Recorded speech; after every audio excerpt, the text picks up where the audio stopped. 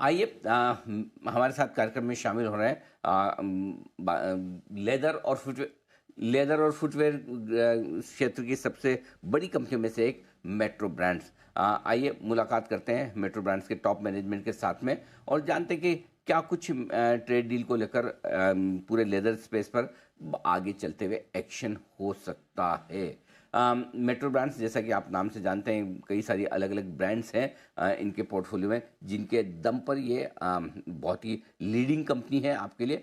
आइए कौशल पारिक साहब, CFO metro brands के हमारे साथ कार्यक्रम में हो रहे हैं शामिल। उनसे करते हैं मुलाकात। कौशल साहब, सबसे पहले समझाएं कि लेदर सेक्टर अब जीरो ड्यूटी पर अमेरिका को एक्सपोर्ट कर पाएगा। माफ कीजिएगा, 18% ड्यूटी पर अमेरिका को एक्सपोर्ट कर पाएगा। जो ड्यूटी पहले 50% थी, 25% रशिया की वजह से कम हुई है और बाकी जो रेसिप्रोकल टैरिफ 25% से घटाकर 18% किया गया है। बताएं सर, इस सेक्टर के लिए कितनी राहत की बात है? अनिल जी, पहले तो बहुत बहुत शुक्रिया आपके चैनल पे मुझे इनवाइट करने के लिए। Obviously for an overall sector Anil ji, ये बहुत पॉजिटिव रहेगा। एज यू नो, फुटवेयर एक लेबर इंटेंसिव सेक्टर है। So from an employment generation point of view also it is very positive for India. Overall, it gives US is one of the biggest market, right? So obviously, it gives a big flip in terms of the overall industry. Specific, अगर metro brands की बात करूं, since we are not into manufacturing, this particular data news is not would not make any difference to us.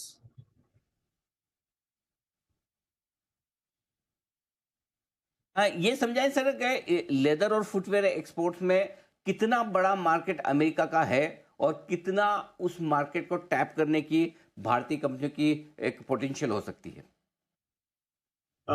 Exact, since we are not involve, exact size का मुझे idea नहीं है Anil ji, but US is one of the biggest market. That is something that I 100% no.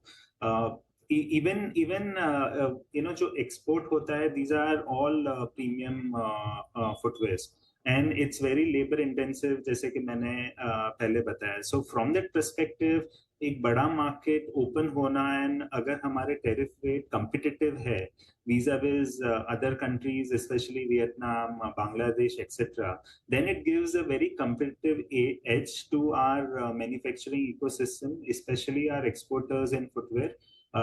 They can really compete well, and over a period of time increase their share. In terms of production of footwear, India is second largest in the world. Obviously, this is a big news because it helps in improving overall export potential for the country as a whole, and for all the companies that are involved in manufacturing, जो manufacturing में involve हैं और export करते हैं, उनके लिए ये obviously एक काफी बढ़िया न्यूज है. ठीक बात है। जरा कौशल सर, ये भी समझाएं, क्या आपकी कंपनी भी अमेरिका को एक्सपोर्ट करती है? यदि हाँ, तो कितना और पोटेंशियल बढ़ता है? नहीं तो क्या आप करने के बारे में सोचेंगे सर? नहीं अनिल जी, हमारा 100% ऑपरेशन इंडिया में है. और जैसे कि मैंने पहले बताया, we are not into manufacturing. We feel manufacturing और रिटेलिंग एक कॉन्फ्लिक्ट ऑफ इंटरेस्ट है, बिकॉज एज अ मैन्युफैक्चरर आपको एक आर्टिकल हजारों में आप मैन्युफैक्चर करना चाहोगे to make the best P&L sense.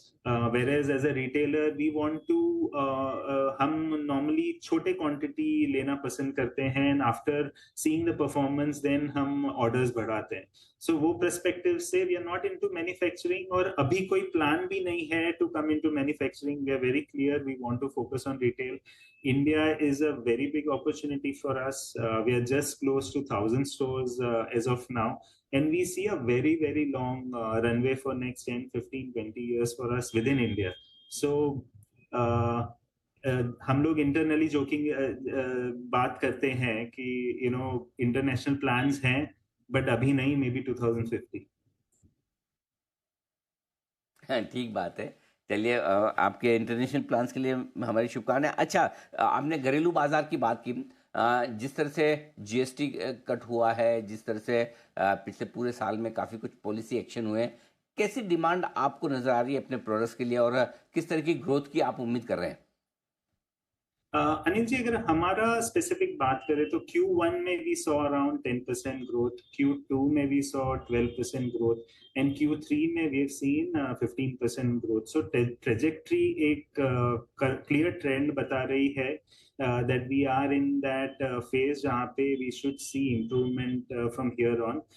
As you would know, we have always guided कि हमारा medium to long term target है to grow at 15 to 18% CAGR on a consistent basis.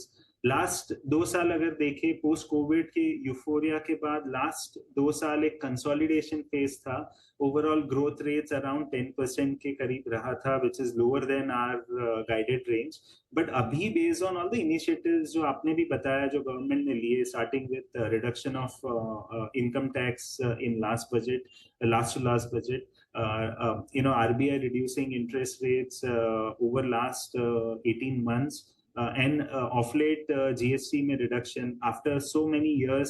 Footwear is now seen similar to apparels, and हमारे GST rate mirror कर रहे हैं like apparels because it is also a necessity. So I think all these 3-4 changes जो government ने लिए हैं are surely showing impact on ground. And I think that is visible in the growth rate that I just जो मैंने आपको just बताया 10, 12, 15, and अभी हमें लग रहा है based on whatever we see on ground that ये growth trend जो हमने guide भी किया था वो sustain करना चाहिए. So हमारा target 15 to 18% top line CAGR का है over medium to long term, और ये हमें लगता है confidently we should now be able to achieve. Perfect, बिल्कुल। बहुत बहुत धन्यवाद कौशल पारेख साहब, आपने समय दिया और विस्तार से ट्रेड डील पर और अपने सेक्टर पर, साथ ही अपनी कंपनी के आउटलुक पर हमारे दर्शकों को जानकारी दी। बहुत बहुत शुक्रिया।